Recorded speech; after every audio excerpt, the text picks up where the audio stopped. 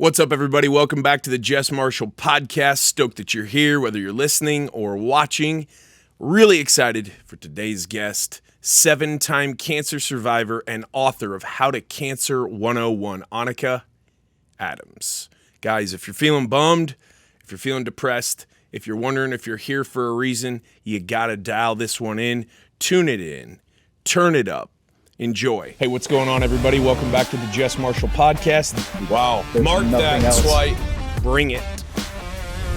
Did you move straight to Texas, or did you move some? Really? To Texas. Was the what shocked you the most when you moved here? The 100 straight days of 100 degrees with no rain, or? No, it was actually seeing a guy on a horse on the street. Really? Oh, in Fort Worth or something? No, it was close to White Rock Lake. Really? And I was like, oh, damn, this is Texas. There's dudes over there. There are a couple ranches right over there. Yeah. And then the heat. I think the first year that I moved, it was like 105. How were your seasonal allergies like in the spring? I've never had allergies until I moved to the States.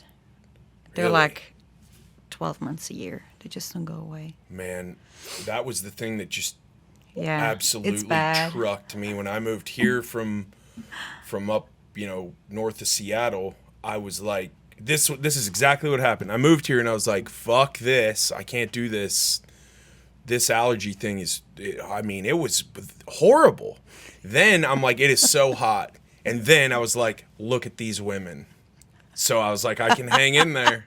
I can, and I have. And now I'm 43. I've been here longer than I was up there, so, Yeah. But I mean, there's a different feel to Texas, and people, when you say that or you talk about that, you should see all the comments on social media from people who don't live here. And I'm like, just come visit, man. Yeah. We'll buy you some barbecue. You can hang out. You'll love it. Yeah, and everybody's friendly. It is a weird deal, right? Yeah. Now when I go up north to New York or when I go home, I'm like, damn, y'all are rude. I want to go back to Texas. You don't even have that much of an accent, like, at all. Oh, no, I do. It comes out. Does it? Yeah, it depends. When you're pissed? Oh, no. Not when you're mad? Mm-mm. Really? No. No, when I'm tipsy, it will come. There you go. There you go. Get a couple wines in you, and then we hear the old the old motherland come out. Definitely. I think the reason why most people are kind of friendlier here is, well, it's obviously warmer, it's easier. I mean, when you get used to the heat, I'm fine with it.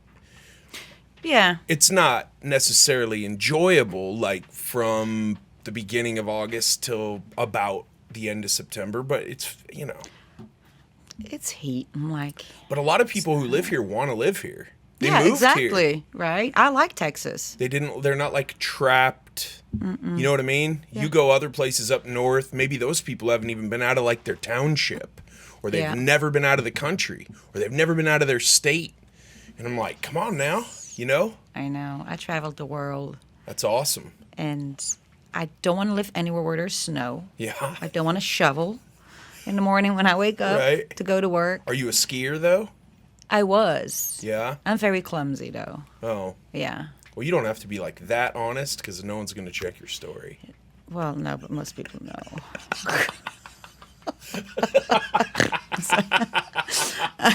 You're very clumsy. Well, Oh, yeah. I mean, hey. Extremely. I'm a snowboarder. I'm no who's the can't- flying I can't tomato? What's that kid? snowboard. What was that kid's name? Sean White. I'm not Sean White, but I point he's 275 pounds down the mountain, and I mean, I haul ass. I cannot snowboard. Like I used to surf, Yeah? and my feet attached on one board. I can't do it. See, I find surfing I need so to much move more around, difficult. Really? like On when the- you surf, but when you're a snowboard, you're like, Do you wake surf ever at the lake? no, I haven't done that. Man, that took me a minute. And everyone's like, what? I don't understand. You're an awesome snowboarder. And I'm like, I know. Thank you. That was hard. I think it was more about getting the person who drives the boat to understand how they got to punch it to get a big dude up. Yeah.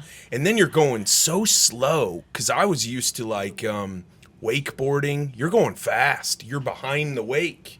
When you're wake surfing, you're in front of between the wake and the back of the boat. You're going so it's weird. Yeah, no, I don't. I don't know. I know when you fall, like it's like hitting concrete, right? When you're wakeboarding, for You go sure. fast. Yeah. When you're wake surfing and you fall, it's way softer because you're going so much slower. Yeah. I'll have to try it someday. So you feel like surfing what you picked, it was more natural for you because you can move your feet around. Snowboarding, you are attached. You know what the hardest part of snowboarding is getting off the lift. Yeah. Bro. Even with skis, sometimes I had difficulty. I will purposefully hold back and wait till I'm the only one on the, Yeah. or I'll run forward so no one can catch up and then I'll be the only one on. Because if you're with like skiers or like little kids, I'm like, this is a disaster waiting to happen. So I'm going to fall on a little kid, kill him, and then I'm going to be in trouble. Yeah. And they're usually the ones who run their skis under your board because you got 1 foot in and 1 foot out, and you got to, Yeah. and everything's slip. Oh, yeah, getting off I have nightmares about that. With Or if getting older, I'm like, just give me a tube, and I'll tube down the hill. Once you're older, too, it's the après part of the skiing that's the most important. Yeah. It's the beers and the nachos. I mean, We call it the après ski, There you in, go. in Europe. Yeah. That's what I'm going for these days. Absolutely. I'll be on the bottom of the hill with Yeah. my glue wine or my Watching everybody else whatever. fall. Exactly. Yeah, no doubt. Yeah. What you said you grew up traveling, or have you always just wanted to, or is that part of your culture growing up, travel? Well, since when you're in Europe, everything is so close together. Sure. Right? It's kind of like the United States, but they're all different countries. So, I've always traveled, and it's. I don't think it's part of my culture. It's part of me. Yeah. I always want to see new cultures, learn things, travel, because memories are something that nobody can take away from you, right? Stuff, you're not going to take No that doubt. with you, but memories, they will go with you wherever you go. Yeah, and it's cool to see how other people live. That's cool to me. Yes. I'm just like, wow, okay. Yeah. Wow, that's awesome. Or, I don't know if I could do that. Oh, yeah, I know. I've seen cultures that were like eating bugs. I'm like, oh, I don't know about that part, but y'all are cool. I'm not going to do that. You had to mail yourself some jerky and pistachios or whatever. Yeah. Yeah. Yeah. Well, that's a kind of an adventuring spirit, though. If you want to get out and learn about cultures, not everyone's like that. Well, I had an unfortunate event that happened when I was around the age of 26. That was also the first time I was diagnosed with cancer. The love of my life passed away. So I traveled the world, and I did it by myself. And I wanted to do it by myself because you learn so much about yourself when you do it on your own, right? I reconnected with myself. I meditated. Like, it was amazing. You were living out that movie before Julia Roberts made that movie. Yep, exactly. That's pretty cool. Yeah. Eat, pray, love. So the love of your life. I mean, I'm not Roy Firestone. I'm not trying to make anybody cry on this podcast. But what happened? Cancer. Really? Mm-hmm. So he died of cancer, and you were diagnosed with cancer. Yep, at the age of 26. So your attitude toward cancer is not, let's give cancer a hug. No, let's kick his ass. Fuck cancer. Exactly. Yeah. Yeah. Wow, 26 years old. How old were you? Same 26, age? yeah. I'm guys 46 now, so I've been fighting myself for 20 years. Hot dang. Yeah, How long did he have it before it took him out? 2 years. Wow. It's everywhere. It is. And I'm I have some experience with it, relatives, grandparents. It's confusing to me why, with all of the tech advancements and scientific advancements, I'm just a dumb rugby player. But I don't understand why it's still a problem. I don't understand why it's not solved. HIV/AIDS came on the scene. Everybody made a big deal out of it. I'm not saying it's solved and gone and not but there's a solution. There's a cure for it with cancer. And I think the rates are higher in the United States just because everything that's in our food. When I moved to the U.S., I never, ever had bread that lasts a month or longer.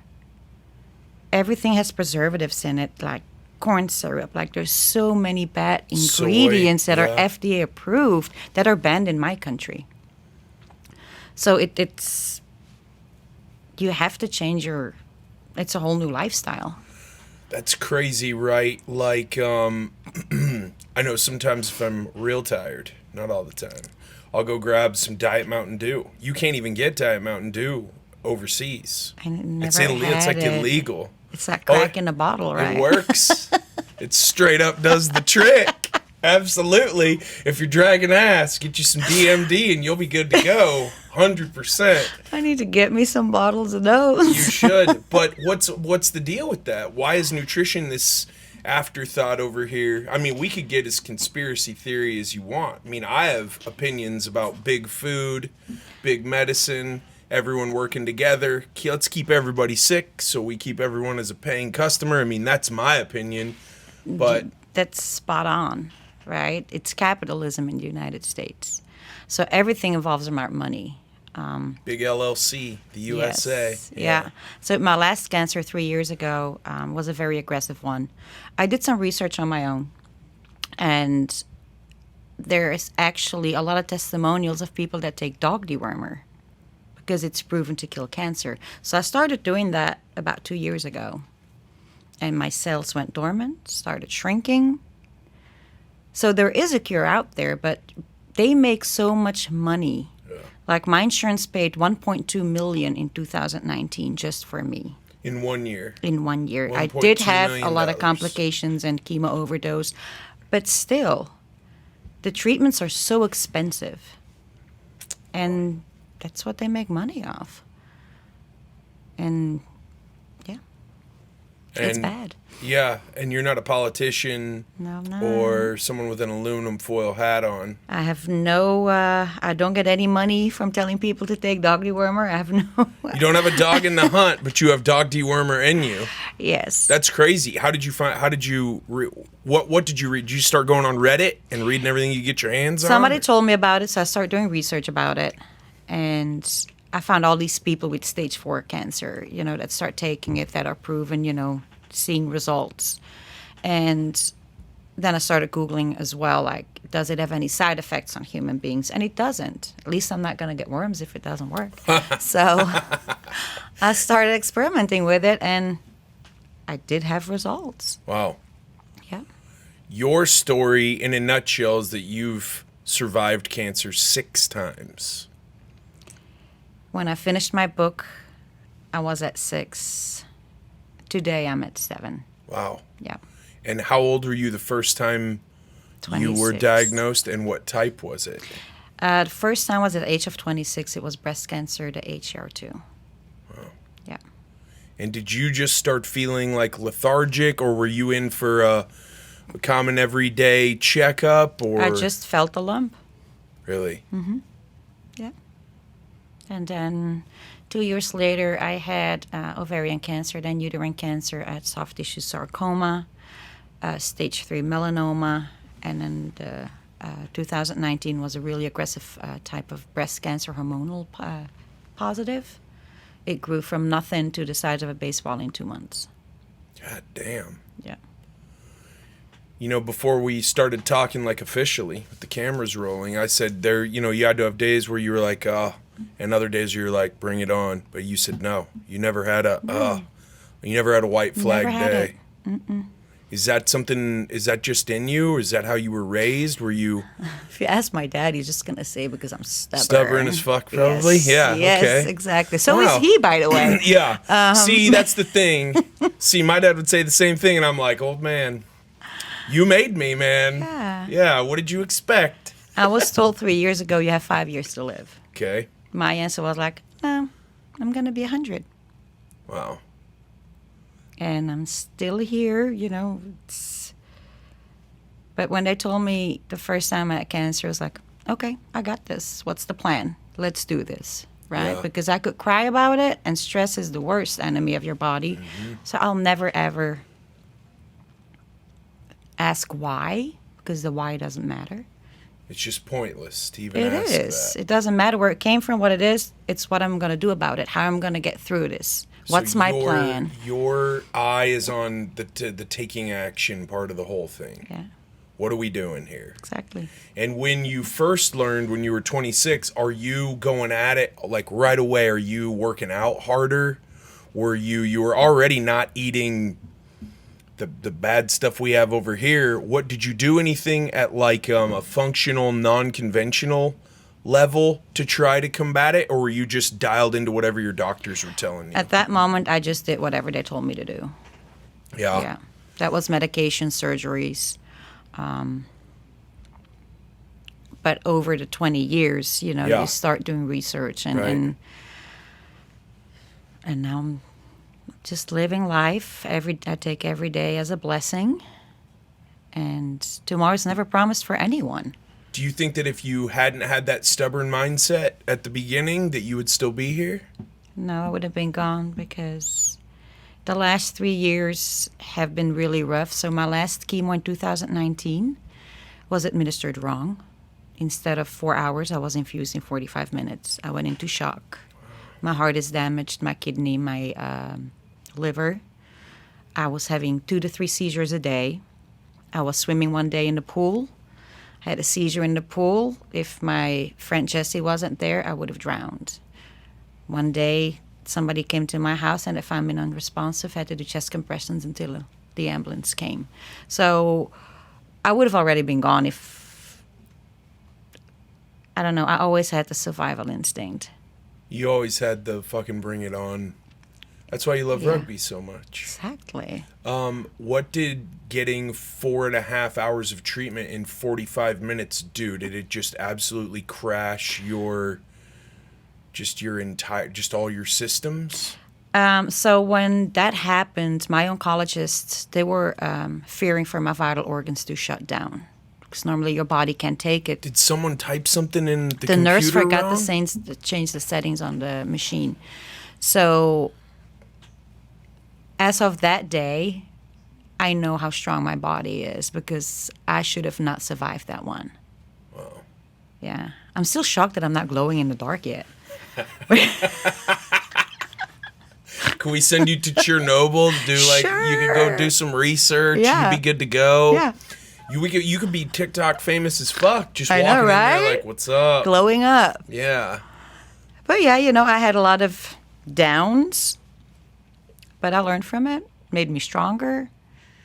And You seem like a very independent, strong person.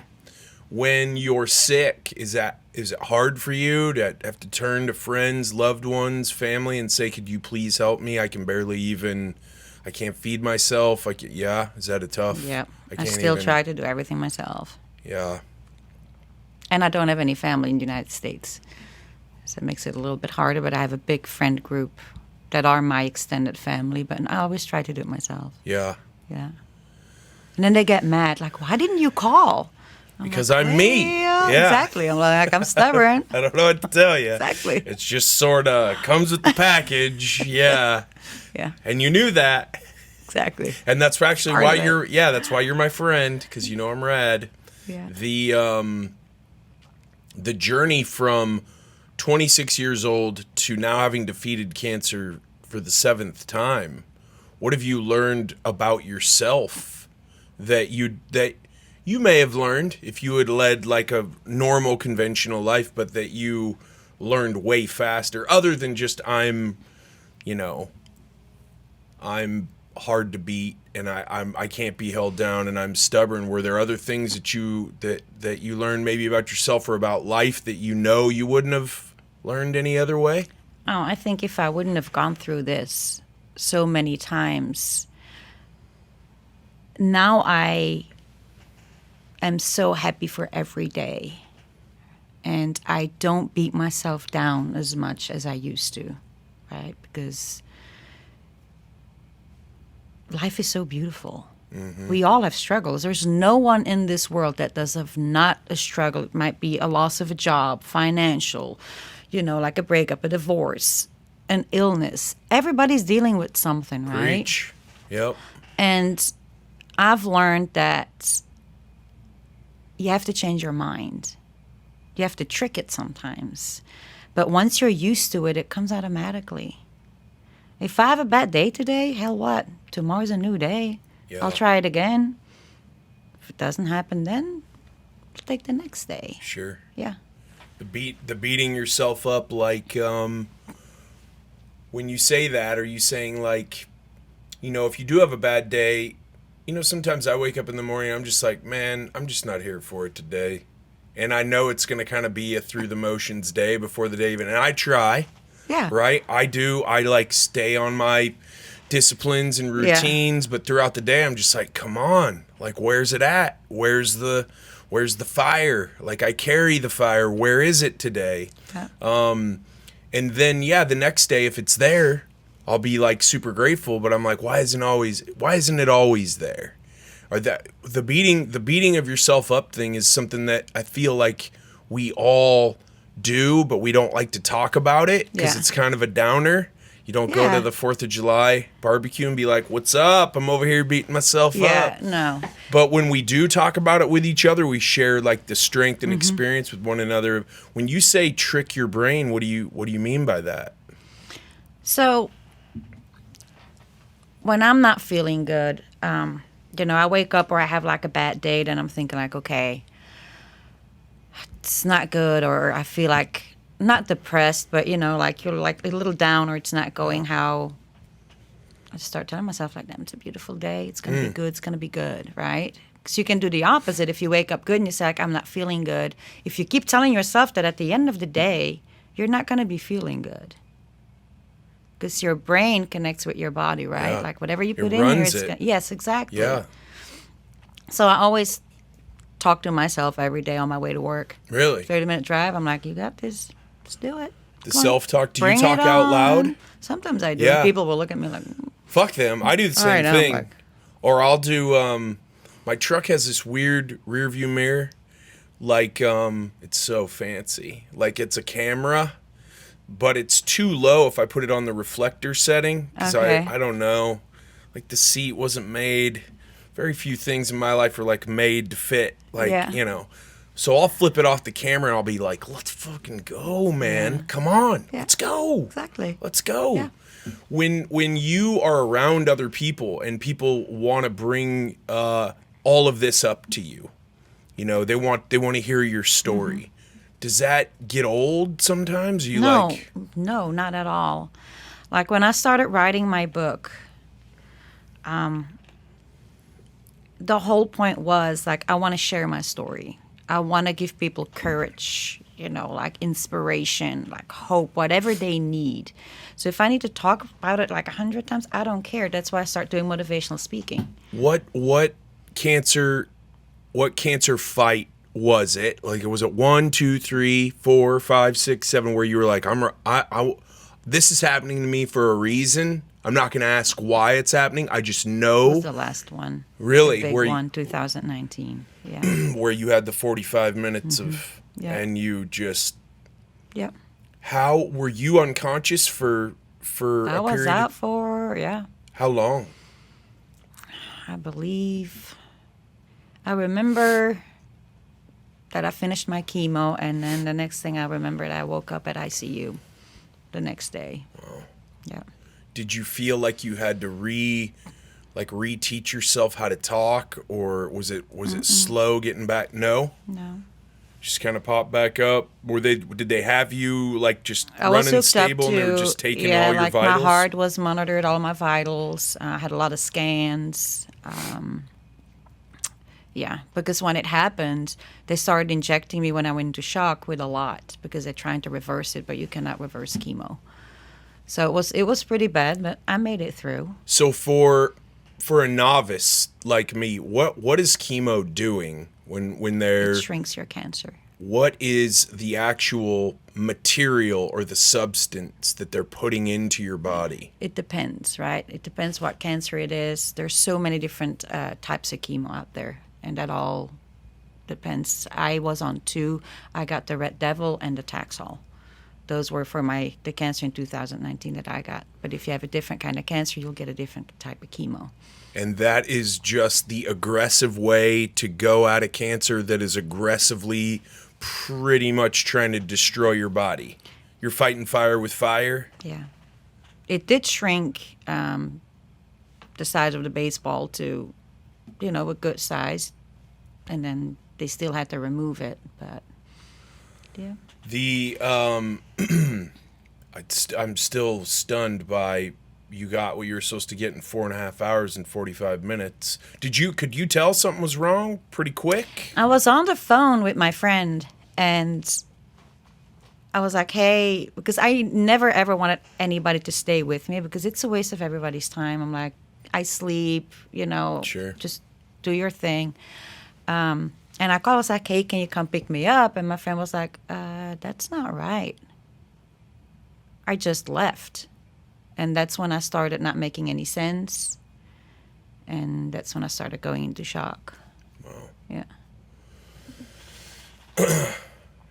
By the time I had the oh shit moment, I think it was already too late. It was over. I mean, was there a time in one of the 7 battles where you started maybe to lose? When did you first go, there's got to be other ways to go at this problem than just the way that the figure in the white lab coat tells you? Probably halfway. When you started doing your own research? Yeah, and just about food, right? Like what you put Yes. in your body, grass-fed, organic, certain foods that you should not be eating. Such as? The red food coloring is the most cancerous food color that there is. It's extremely cancerous, and it's in almost everything. Yeah. Fried Is that food. intentional? I have no idea. Has Probably, to be. right? Fucking has to be. Yeah. Red meat. Is it as difficult as people who don't eat clean? Is it as difficult as they think it is to eat clean? No, it's not. Yeah. That's the thought, right? Like if I know I got to do better nutritionally, but if I do, I'm going to lose all these foods that I really like. Yeah. And if they start going away from, did you start to purposefully steer away from things like corn, like your staple bases, like your corn syrup, anything with corn in it, soy, Yeah. dairy? Did you start going away from dairy too? For a while. Yeah. What I about did, gluten? Gluten, yes.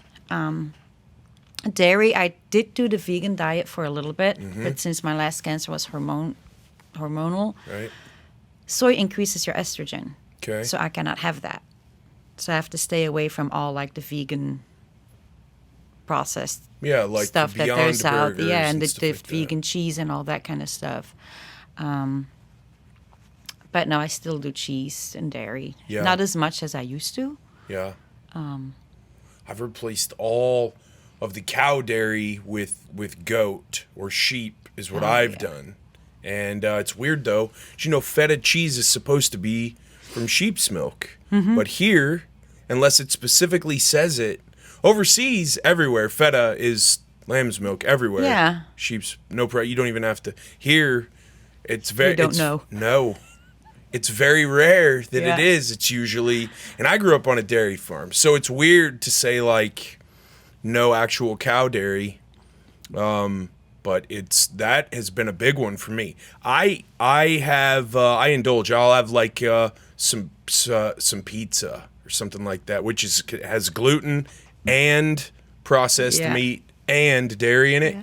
I am unable to breathe normally within 3 or 4 minutes of it, of me swallowing it. Can you imagine everything that's in it?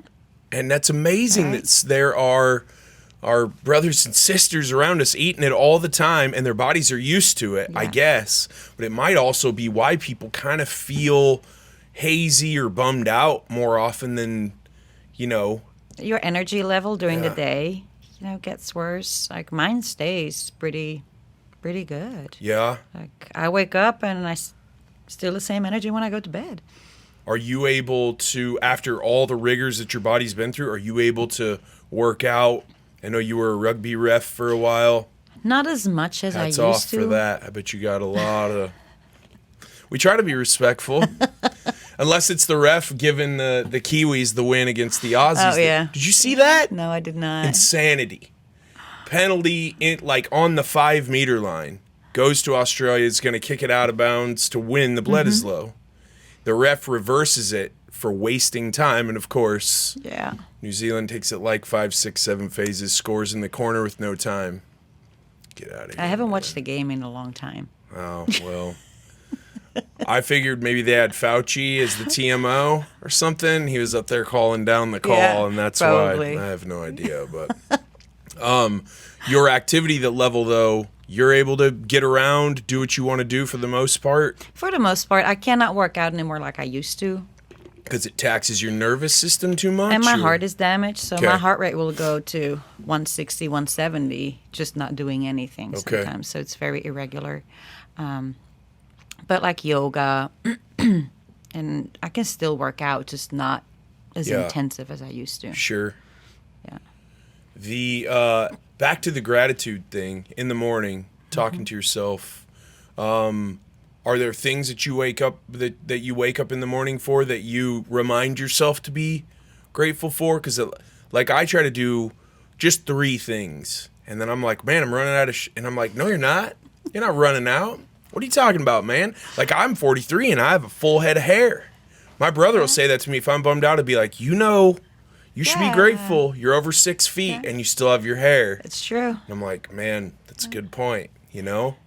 Are there things that you're grateful for that you wouldn't have been grateful for if this all hadn't happened to you? Yeah. I'm grateful for waking up in the morning. Yeah. For me, that's a big one. Because when I go to bed, I never know. Because I have so many complications that I live with every day that I never know. Does that stress you out? No. You've just kind of learned to make peace with that? Yeah. If it's going to happen, it's going to happen. There's nothing I can do about it. So when I wake up, I'm grateful and thankful for another day. I think you said earlier that you've incorporated meditation into your life, Yeah. breathwork. Every morning, every evening, sometimes I'll do the Hof. He's a Dutch guy that has the breathing. Wim Hof. Wim Hof. 100%. I'll do that, not every time, but it does help with breathing because chemo changes your lung capacity and everything as well. So it does help when you do all these exercises. So there's so many things that you can do, right, that are not bad for your body that will help with your mental state, physical. It's food, working out, meditating. Stress is the worst enemy. And Yeah. everybody stresses out every day. I don't know how many times a day, right? Yeah, do we think that a lot of that stress is stress about things we can't control, or I hear a lot of people, especially Rogan, he talks about anxiety. He's like, all anxiety is you're trying to solve a problem in the future. I'm like, well, that's possibly true. Yeah. But you're still experiencing it, bro. Like, it's not just not there because you go, can't handle that till tomorrow. Gonna go ahead and get my 8 hours. No, man. I'm like, Doesn't work I'm that laying way. there looking at the ceiling going, God bless America. How am I gonna get any sleep tonight? You know what I'm saying? Yeah. And I've heard from other friends who've had bouts with cancer that the sleeping thing can get way off. It can be very difficult. Was that ever a struggle for you, getting and feeling rested, or like just laying there at 3 a.m. when you know the world's asleep and you're just there on your own? Was that ever a battle? I have a doctor that prescribes me my THC, and that helps me a What? lot. When did you start your THC journey? From the moment it became legal in Texas. And when was that it became legal to September prescribe? last year. Okay. Yeah. What struggles did you have before you started to use this thing that comes out of the ground? Rain falls out of the sky and it falls on the dirt, and then a plant grows up, Yeah. and then you take, like a carrot. Exactly. Yeah. It's natural. Yeah. What problems did that start to help to solve? So I was having a lot of issues. I was having seizures. I was having really bad neuropathy, bone pains. I had so many side effects from that chemo overdose that I started experimenting with THC because I did not want to take any more medication prescribed on top of my daily oral chemo medication I have to take. So I was like, you know what? THC, marijuana is a plant. It's natural. It's healthier than everything that. else they're giving me because all the others is chemical, right? Already I'm synthetic. Yeah, on so many different chemo medication. And since I started doing that, I haven't had a seizure since. Did that happen immediately? No, it slowly started fading. Okay. My neuropathy is as good as gone. My bone pains are a lot less than what it was. I have a full night's sleep. And he is a pain doctor. That's kind of what led he's him. a spine doctor. Yes. And so the neuropathy, would you just get like hot spots in different areas, or would it be like certain places? It's my that were completely problems? left side. Really? Yes. Because my left side was the one that had the cancer, even though I had a double mastectomy because it was so aggressive. I had no choice. Right. And it's my leg, my left arm, right. Just feels like it's on fire? No, it feels like it's falling asleep, and sometimes it starts shaking really bad. Does it ever get cold? Yeah. Yeah. Mm-hmm. And tingling. Yeah. Yeah. I just have a little nerve thing that I've had repaired. Yeah. An old elbow a few times, and that's what my whole hand. Yeah, and they'll give you gabapentin for it. Yeah. But then that's another medication, right? It is. So, I hate how that dries my eyes out, exactly. too. Oh, my it has gosh. all the medication they wanted to give for my heart, for all the side effects, are all gone because of one ingredient that's natural. That's amazing. Somebody told me, it's like, oh, but that's drugs. I was like, nuh-uh. That's natural. The stuff they're giving me, the medication they prescribe, that's the drug.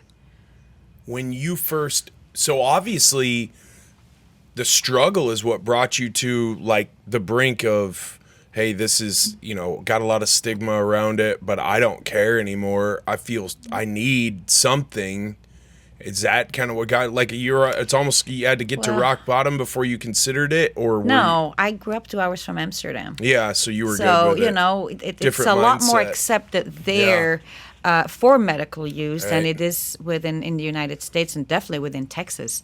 But the Baptists don't like pot, man. No, they should.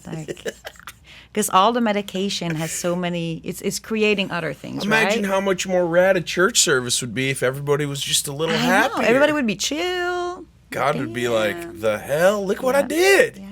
When you see those commercials on TV for medication, but it can cost, and then they start naming all that stuff, and I'm like, damn. But that's in print that's like this big, that. And then on the screen is like someone like tiptoeing through a meadow. Yeah, no.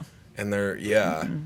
If they ever need somebody to do a commercial for THC, damn, I'm the one. It's you. Oh, yeah. I would say so. So did you have, like, your whole counter is just pill bottles? Then you started being able to eliminate one after the other? Did you have, did all of this that's happened to your body, was that causing you anxiety and an overload of stress as well that this helped with? No? But it helped with everything else. I'm a little bit more mellow, but I've always been. Have you? Yeah. Just chill? Yeah. I wonder what that's like. That seems like that'd be cool. I'm the opposite of that. I'm ready to go at all times. Just ask those guys back there.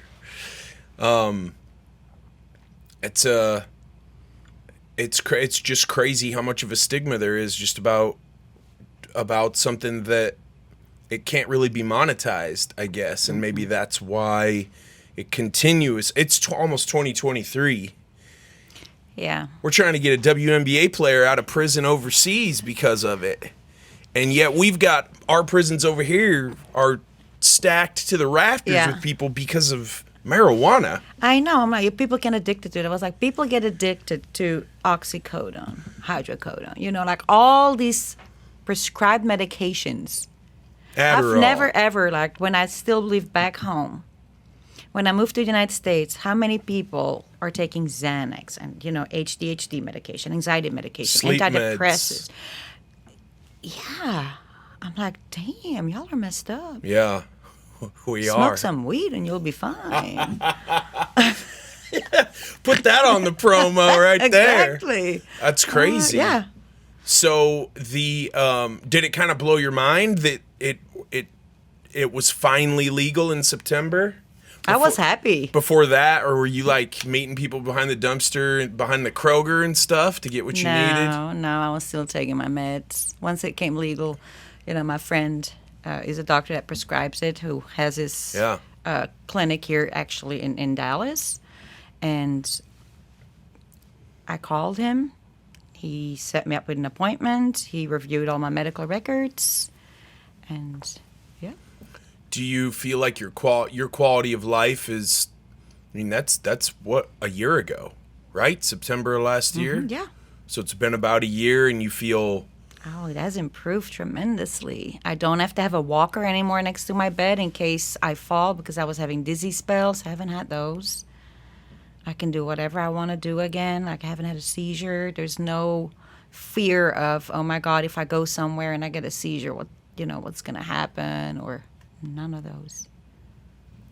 When you told people that you were writing your book, was the response pretty unanimous? Like, hell yeah, it's like time, was it? And I was not going to write a book, but then when I was talking to people, about my life, the loss of a loved one, I was raped at the age of 23, left on the side of the road like a dead possum, and then all the cancer struggles or battles. People were like, damn, you should write a book, it's inspiring. And I was like, yeah. So I started writing while I was going through my treatments, and I finished it the beginning of this year. It took me 3 years to write it. Is the experience from when you were 23 in there? Yep. There's a little bit of everything. It has the cancer journey, the rape, married to a narcissist, cancer, chemo overdose, and it talks about my struggles, but it's actually a motivational book. Yeah. It's how I stayed positive, how I did it. I want to share that with people. That's a lot of trauma, though. Yeah. That's a lot of trauma. Yeah. Was your childhood a positive? Oh, yeah. Fun childhood, was it? Yeah, it was a blast. Like, I have one brother, 2 sisters, and we're all very close still. My parents are married for 55 years. Where do you fall in the 4? I'm the third one. I'm the shortest one. Oh, I'm wow. the only blonde, blue-eyed one. So sometimes I tell my mom and dad, I'm like, But then I look exactly like my dad. You look like you should be on the, you should be the poster child for like a Belgian beer. Like the blonde, you know what I'm saying? Yeah. That's what I'm saying. Yeah, like the Dallas blonde, but the Belgian blonde. That's right. Yeah. That's right. Yeah. So I had a very happy childhood. Yeah. My parents are amazing. So are my siblings.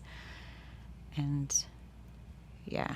Were there times when you were getting treated where you had to take a break, you couldn't work? I worked as much as I could. I scheduled my chemo on Thursdays because the day after, you're good. It's the 3rd and the 4th day that are really bad. So then I had Saturday and Sunday to recoup so I could go to work again on Monday.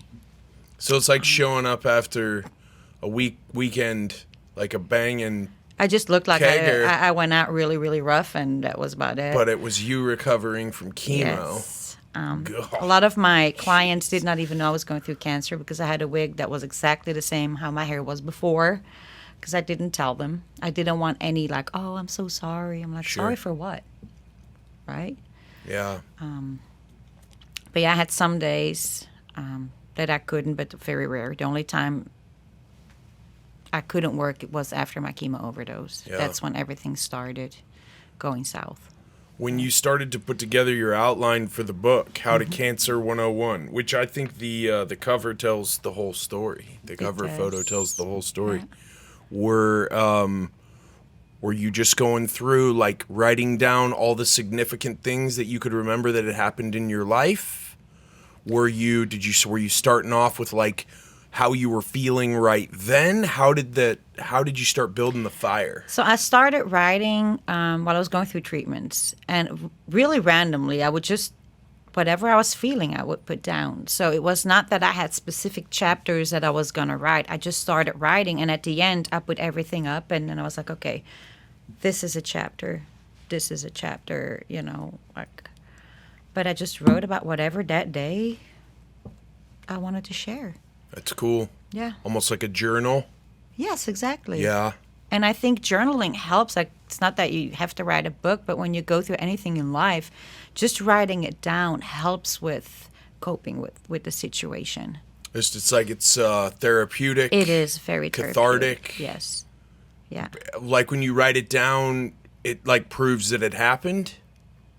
Not just that, but it's sharing in a way, right? You're not really talking to someone, but just putting it on paper, for me, was already a relief of a lot. When you started writing it down like that, were you at that point intending to publish a book? No. Or, okay, so you were almost like Marcus Aurelius, the great Stoic, Yes, right? You were yeah. just writing, Yeah. never really intended for it to, but then it started Until to take... people started telling me, like, you should. And then I was like, okay. And then I started adding other pieces of, like my childhood.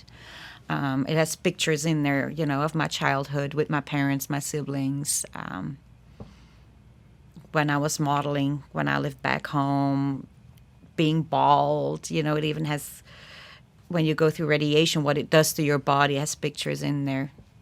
It has the good, the bad, and the ugly. Yeah, there you go. Yeah. Well, anybody who doesn't show all of it, in my opinion, has no credibility. True. That's the way I consume Yeah. content. Yeah. I can't really connect with someone who tells me or shows me all the wins. If I don't see or hear about the scars or the losses, it doesn't... First of all, winning is hard. That's the only reason why it's special. Yes. We lose. Life is about loss more than it's about winning pretty often. Yeah. Because if it was all winning and it was all sunny days, those wouldn't matter, Mm-hmm. Did you grow up with faith? Did you grow up in like a faith-based... So West Europe is Catholic. Yeah. I was raised Catholic. My grandmother took us to church every Sunday.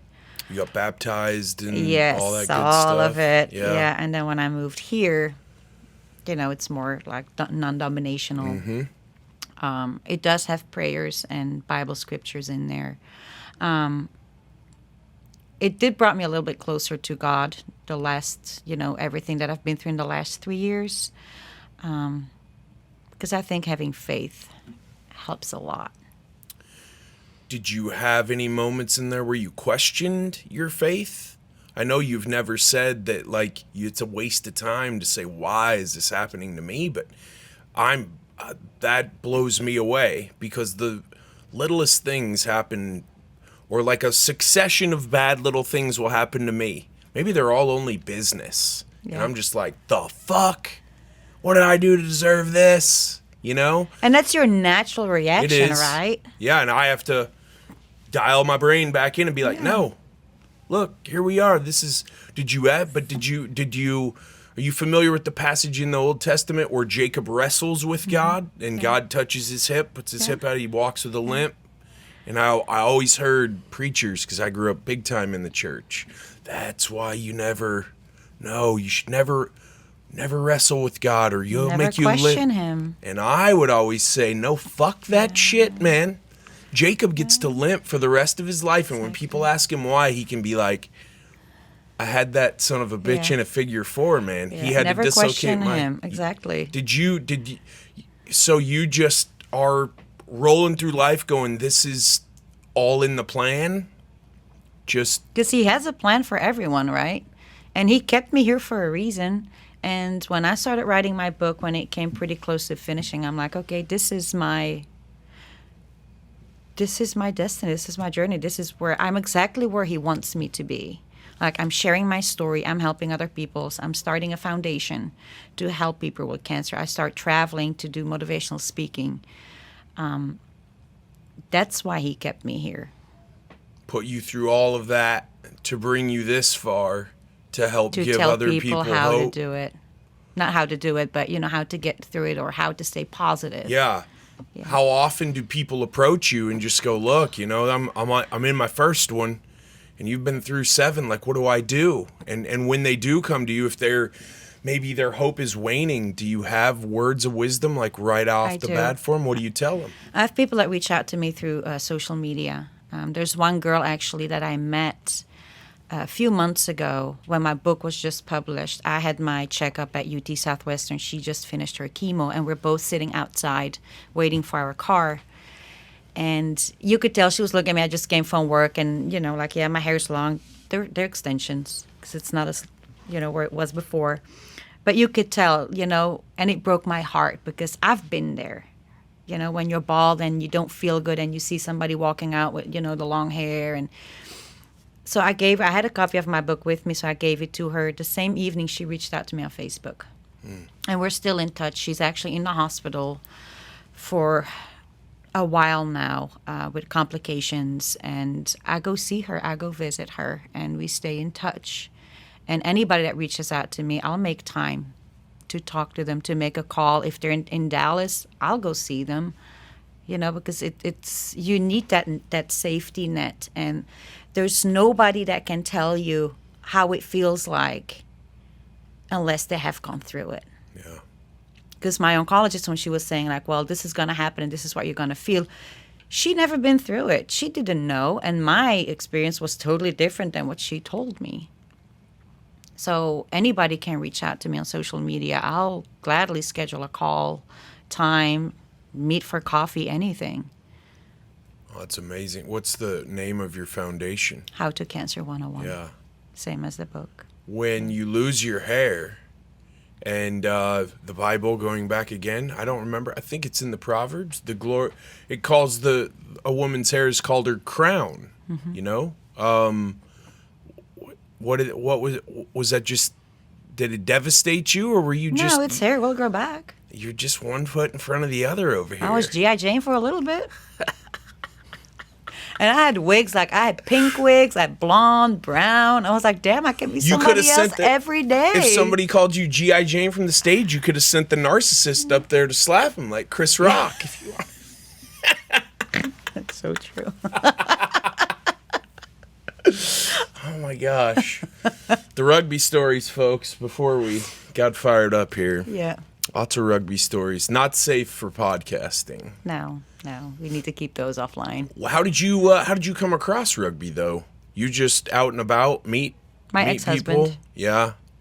I mean, rugby dudes are so dashing. It's like, right? Yeah.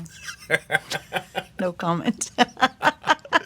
Well, when you got around that community, it's different, right? It's this. Yeah. It's a hobby, and people take it so seriously. Yeah, but then the most amazing thing that I remember from the games was like the social after, right? Like y'all beat the shit out of each other on the field, but then the social, y'all are like drinking with each other, eating, and it's like it's crazy, nothing happened. Right? Yeah, and I love that. Yeah. It's a very it's what sets it apart from every other sport I've ever played, and every other sport I think that ever has been played. Maybe lacrosse way back when the tribes would play each other, and they would all. There were people get killed in some of those old school lacrosse games, and then they would go for days and days. They were like miniature wars, and then they would all feast after, and usually honor the people who died. That's cool. That's what a lot of people notice about rugby when they come to you, invite them to a match, and then you're like, but you got to come to the after too. Yeah. And then you're over there, you're screaming at somebody in the 50th minute of the match, and then you're 2 or 3 beers deep about 3 hours later, and you're best friends. It's crazy. Yeah. And then you actually took it so far that you became a ref for a while? Yeah. Because my ex-husband was a referee. Yeah. And they were doing the course in Dallas, and I was like, hey. The family that refs together? Right? Yeah. Yeah, no. Well, yeah. But... Was that were you reffing men's matches and women's matches? No. Just women's? I was just like the touch judge? Yeah. Yeah. Yeah. It's still there's a ton of rules. Did you grow up playing any sports? I raced motorcycles. What are you talking? See, no wonder you're fearless. Yeah. I raced motorcycles is your answer to did you grow up playing sports? Yeah, that's what I did. Like the track bikes or like motocross Ducati type? and BMW HB4. Wow. Mm-hmm. You know Michael Jordan's way into that. Like the I did not big know time that. track bike racing. Yeah, way into it. Like where you're taking the corner at like and the knee. And your knees. Oh yeah. Knees. Really? Yeah. How old were you when you started doing that? 19. Wow. Was that just straight adrenaline to your veins? Awesome. Oh yeah. Really? Yeah. What got you into that? My brother.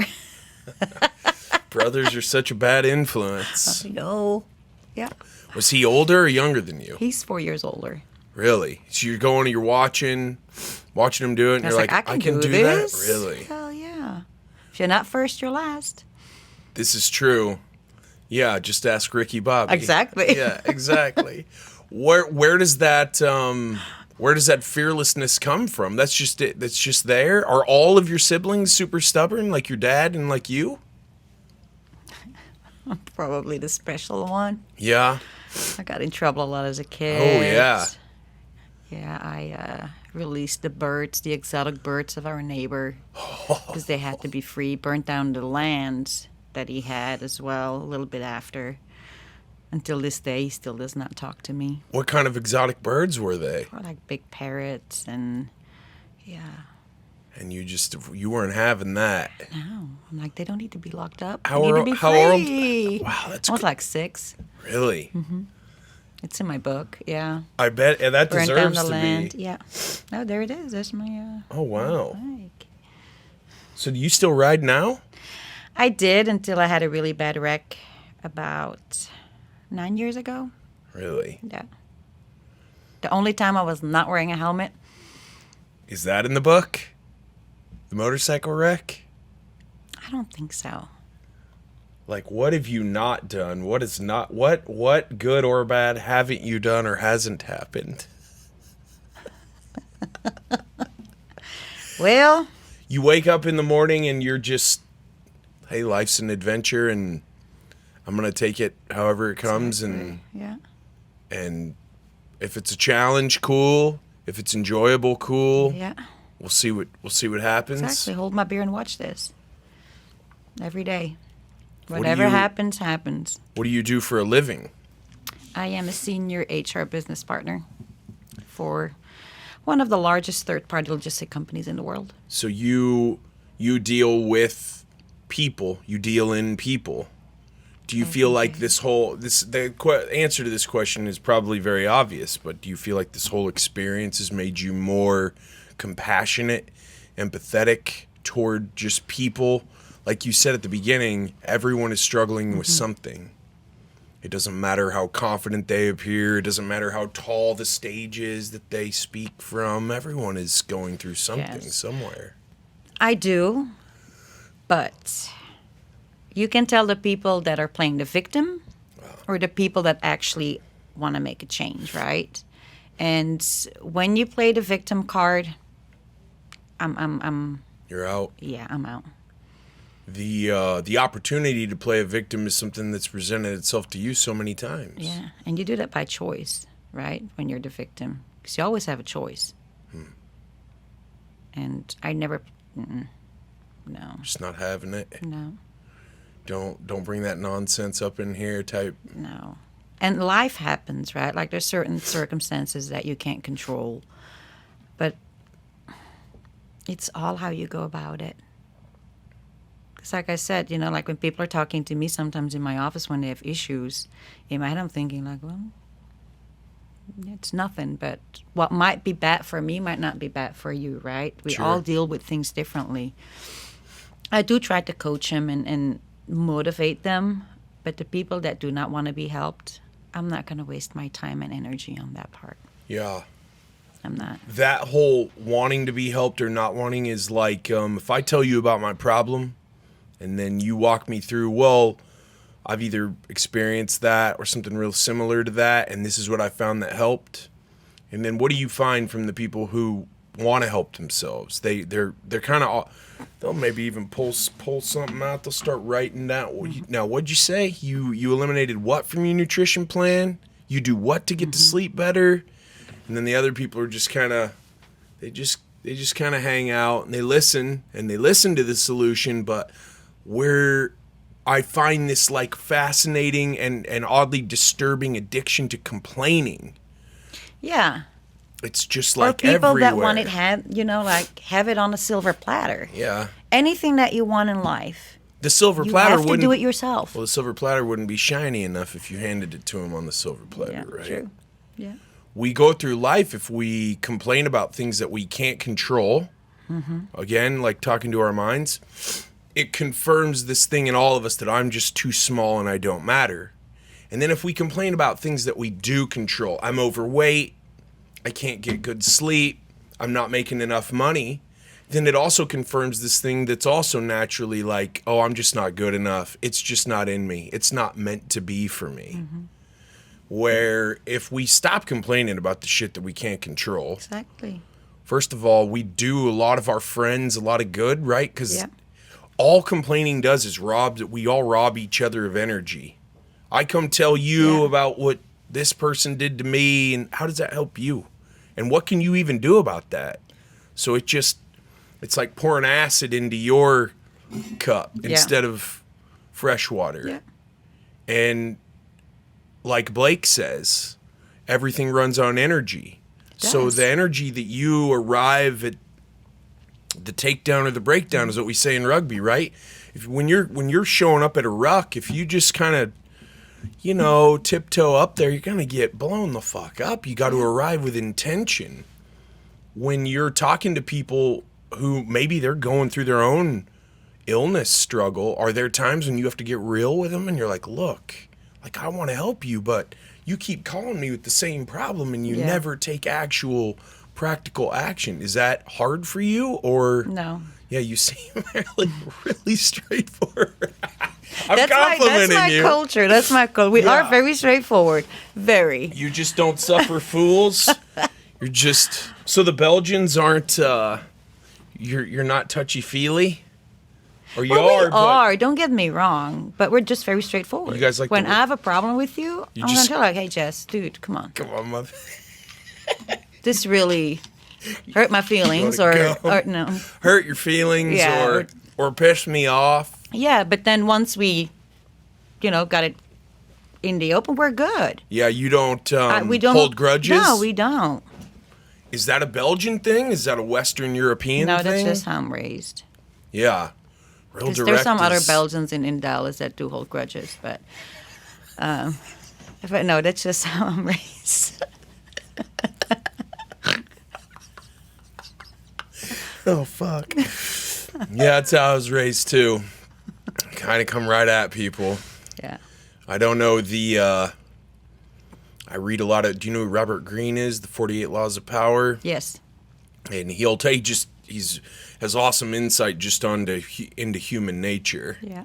And I've just thought back in my life, if I was a little, smarter about this and a little less, straight up direct, I might have actually won instead of just banging heads. Yeah. But I don't know, man. I mean, when you are faith-based or you're raised that way, you believe or you're taught to believe that you're made a certain way, right? You're created a certain way. And at a certain point, especially when you get on a little older, I mean, we're all working on ourselves, right? Yeah. We all want to improve Every day. Yeah. Yeah. But then there's also things that are just in my fabric. It's like in the fabric of this shirt's this shirt. It just is what it is. Yeah. It's got lobsters on it, for fuck's sake. It just is what I it is. just noticed that. Yeah. Okay. It's not going to change. Yeah. And there's, that realization is, do you rub some people the wrong way? They're like, oh, well, you're just built different. You were built for 7 times. I mean, I'm sorry. It's just fucked up to even say that you've beat cancer 7 times. I haven't had. I've had maybe one handful. I post a lot of motivational posts on my social you do. media. It's awesome. And I love also it. spoke of the gift that cancer has given me. Right? There's positive in every negative. The ones that will mess with me, like I that been through cancer, like I don't know. I don't see anything positive, and I'm like, well, that's the first problem, right? It's your mindset. Like, yeah, I lost my hair. Yeah, I almost died. I got new boobs paid by the insurance. I'll be 80. They're going to be high and happy. My hair grew back thicker, like what it was before. Yeah. And I learned so much about myself. And now you got a script for weed, man. I know. We're talking about I feel like I hit the jackpot win-win on all of them, all right? over the show. Yeah. It's a weird thing, the mindset thing. Like, have you ever met addicts who will tell you, I'm thankful that I'm an addict. Like, if this wasn't part of my life, I don't know. Or you meet just other people who seem enlightened. I always think about when I was a kid watching prison movies, especially like Shawshank. That's got to be the best prison movie, probably, Shawshank right? Redemption, yes. And they always talk about, well, when you're free in your mind, Mike Tyson, there's a bunch of stuff going around on social media about him saying that the best 3 years of his life were not when he had all the tigers and the money and the women, but was his 3 years in jail. He had the most peace. That's crazy. So you have time to think, and when you get it squared away, maybe too, you decided at the beginning, I'm never living in the victim. I'm never even going that route. Like, it's not even an option. No. And so you had peace. You think you've had peace this whole time to a degree, even in like the turmoil of like, we're going to give this to you in 45 minutes and pretty much try to kill you. Yeah, see what you do. Yeah. We're going to use you as a lab rat. Right? Pretty much. It's kind of how I felt, but yeah. Everything happens for a reason. I mean, if you go to sleep every night and you know, like, in your knower, like, you know, I could not, there's a possibility tomorrow's not going to work out because there's so many, but you can get a good night's rest. Yeah. Then that's got to be the result of... I can cross the street tomorrow and get hit by a car. Yeah. Yeah. So why would I live in fear, even though they say, yeah, you have this much time left? No, I don't. And even if I do, I'm going to live it to the fullest every day. Yeah, and maybe who are you to tell me how much time I have left? Exactly. Are you Nostradamus? Because even he was wrong about shit. Yeah. What do people not understand affects their health as much as it does? We've talked about nutrition. Stress. So those cortisol levels. And what have you found to be, other than this new prescription, what have you found to be these, and breath work we've talked about, nutrition, what about getting out in the sun? Is that yeah. Yeah. I still do everything I used to do before. And I'm not going to stop living. Yeah. Because a lot of people do that, right? Like once you hear you have cancer, it's like a death sentence. And you probably see that? It shouldn't be. Do you see that a lot? Yeah. They're almost just like they're just tapping out. And yeah, don't get me wrong, it sucks. And it's rough. But, that will pass. Yeah. And what's the alternative? You can cry about it, get depressed. It's going to affect your health even worse. Or you can beat it and write a book about it. Yeah. Make a plan. Write things down that you want to have. A bucket list. I have my bucket list in there. A bucket list, you have to have it because that's something that you're going to live for, that, and then once you can mark it off, it's just such a good feeling. Have you been skydiving yet? I went skydiving. Did you? I went cage diving with the great whites. That's awesome. I saw the Northern Lights. You married a narcissist. Yeah. You've that got, was like, not this on my bucket full, list, that though. was it? Where'd you see the Northern Lights at? Finland. Okay. I've seen them way up in North Canada. Not like It's planned amazing. either. God Yeah, almighty. it's amazing. Crazy. Yeah. The Aurora Borealis. Were you going on a trip to see them? Or did it just kind of happen while you were... No, I planned to go. I stayed in the glass igloos in Finland. Okay. I slept underneath the Northern Lights, but I didn't really sleep. I just stayed there all night, looking at the sky. Yeah. Was that like taking like a mushroom trip almost? It was... I can't describe it. Yeah, it was amazing. Mine was when I was like 14, 15, so I like reach for that memory pretty often because it was with my best friend growing up, so it was really cool. We talked about it like 3 days ago, actually. Yeah, it's amazing. Yeah. Nature is crazy. It's incredible. Yeah. Yeah. I'm even planning a trip home soon, and I'm going to make a stop to see them again. So, yeah.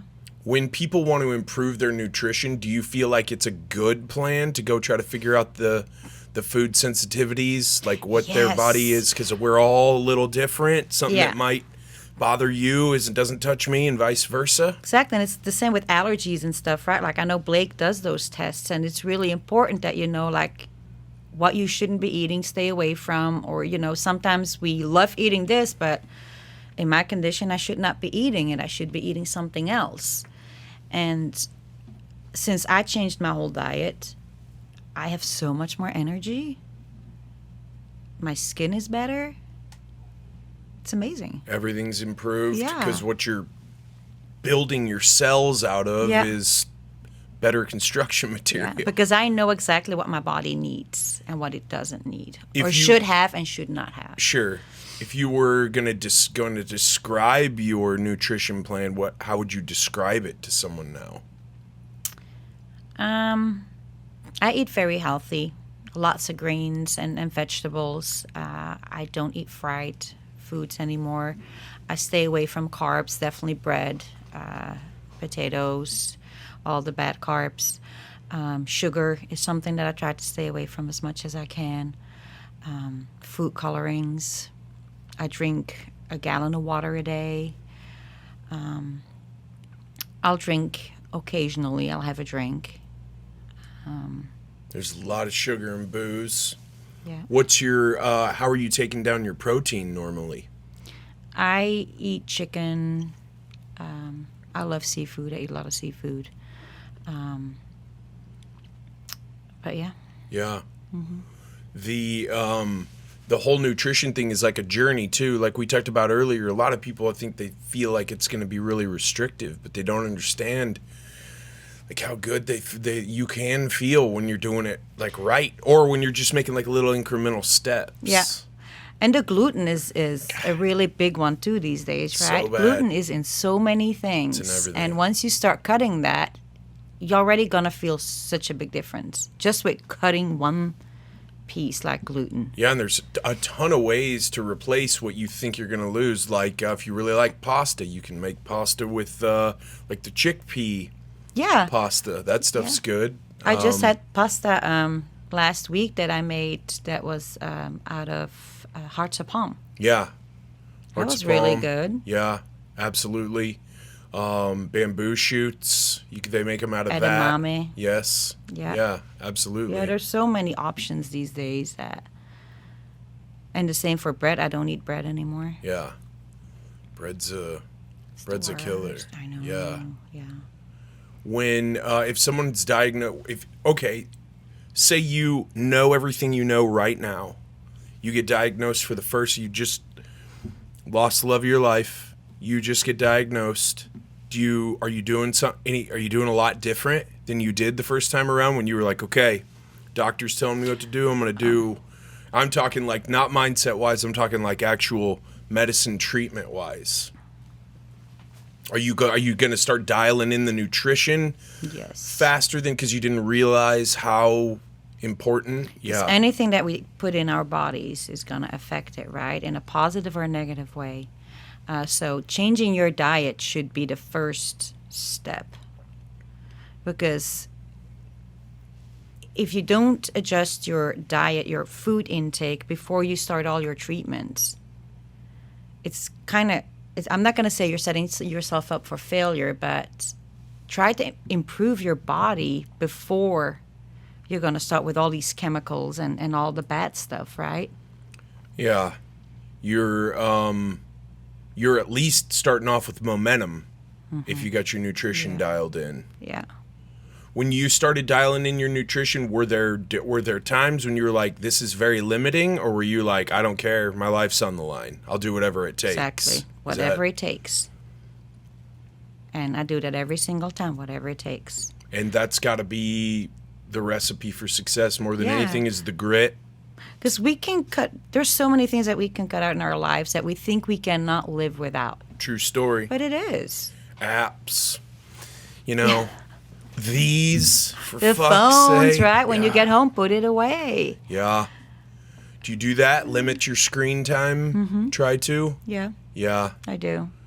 When you're working on the meditation and the breath work, are you ever going silent with the meditation, or are you mostly doing guided stuff? Sometimes I do guided, but mostly I just play like relaxing music and I just come in peace with myself. When you first started that, was your mind just running every which way until you could? Yeah. So I lived in a forest filled with squirrels, like all day long.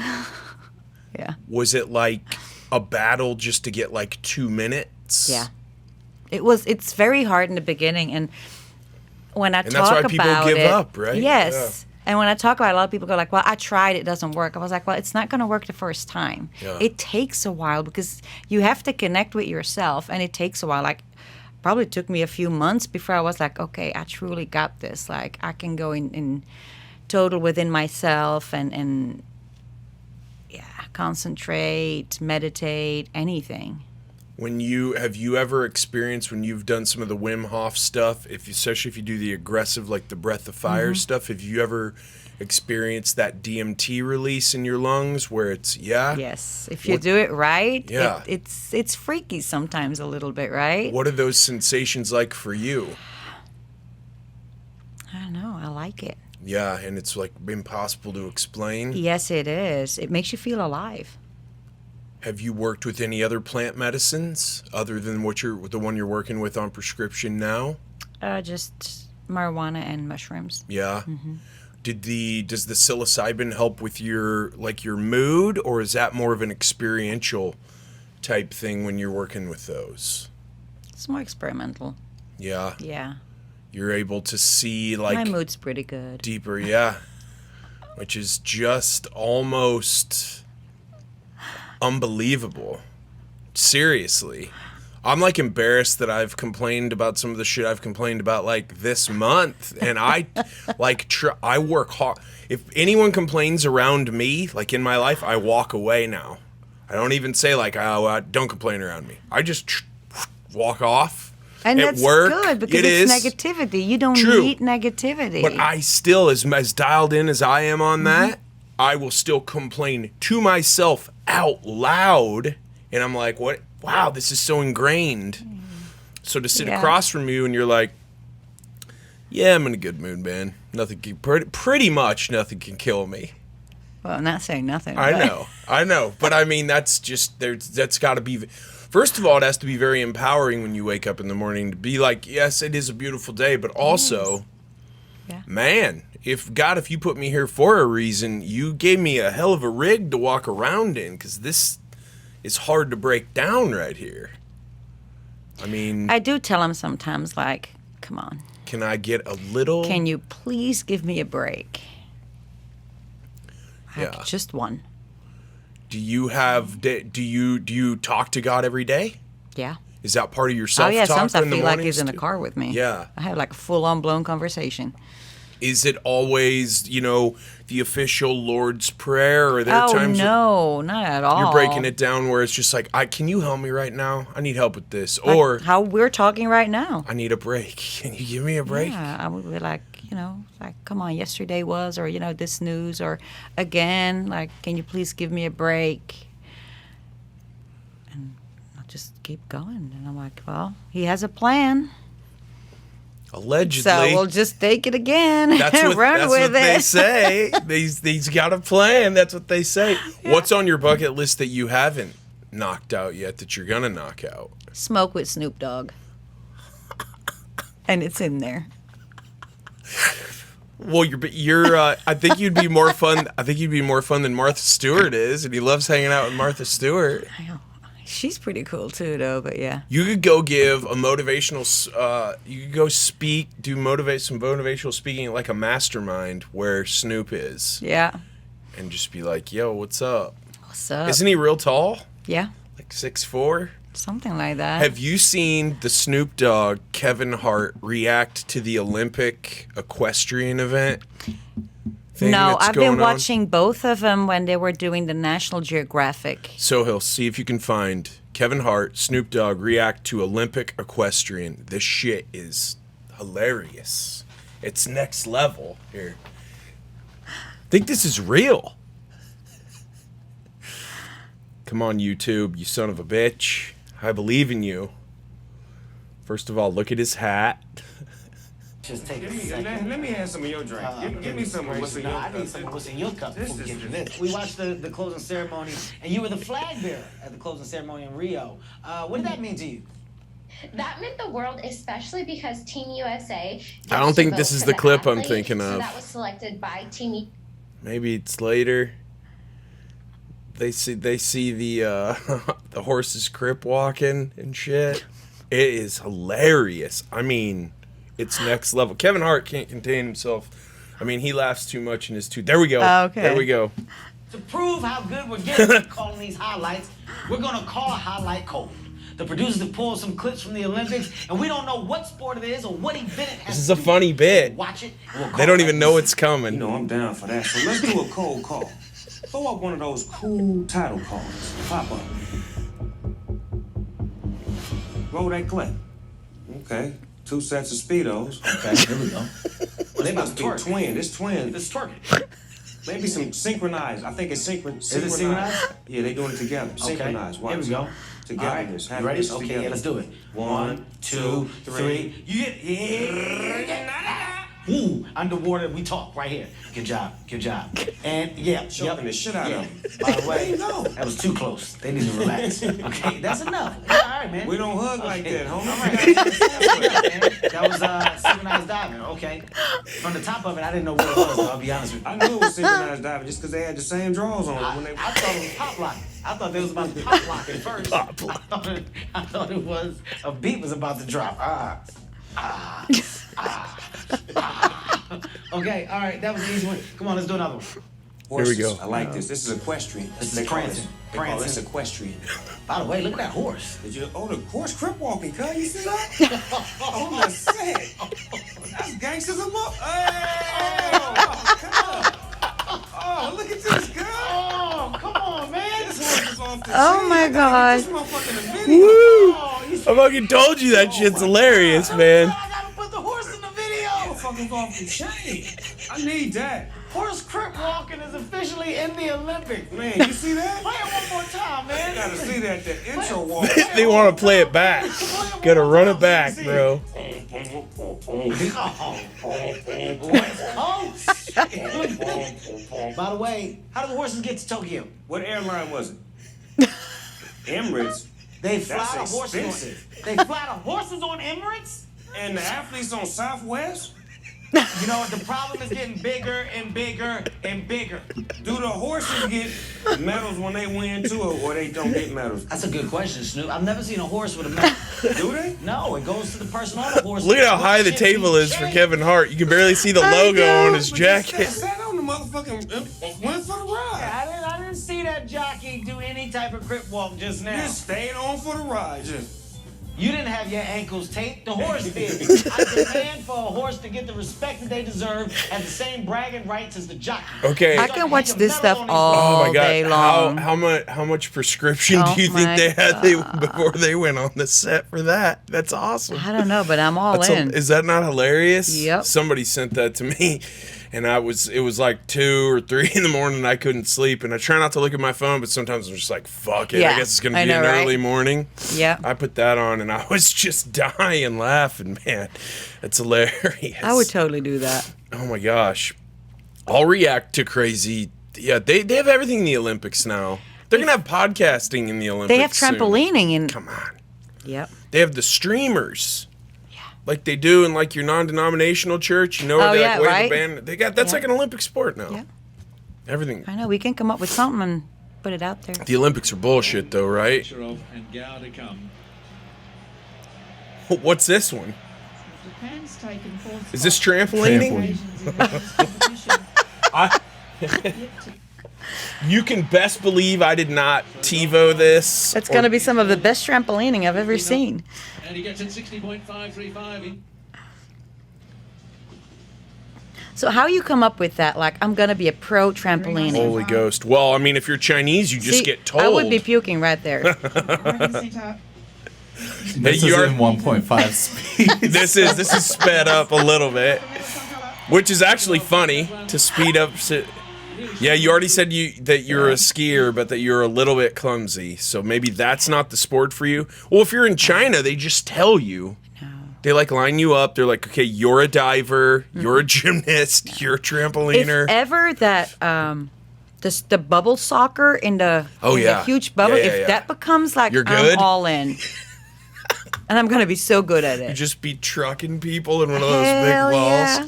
Don't they do? Can't you go to those parks and like? They have one in pay to- Dallas. Really? Mm-hmm. Oh my gosh! I want to do it. I feel like that's my calling. I can tackle the hell Do you- out of you, and I don't know it will if just you- be bounced. I don't know if that would be smart. I feel like something bad would Here, happen. See? Oh, no, it's not this one. You have to do like bubble soccer. That's crazy. See this. This is just amazing. So the bubble is only like from the waist up, Oh, and yeah. then you have a soccer ball that Yep, you're still running. Oh my God. Look at that.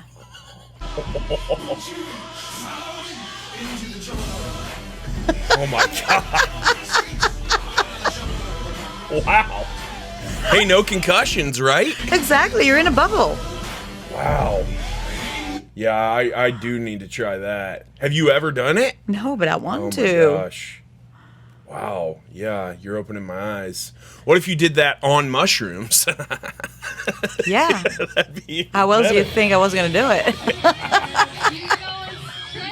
Oh, my. Now you see, they take it like one step up, Oh, right? everybody's, hey, if one is good, two is better. And if Just two make is sure you better, tuck your four legs is- in. Man. Is this at a rodeo? This is a rodeo, Yeah. of course. Oh, my God.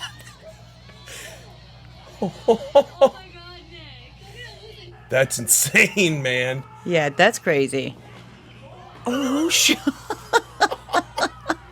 How are we not spraining ankles and stuff? I don't know.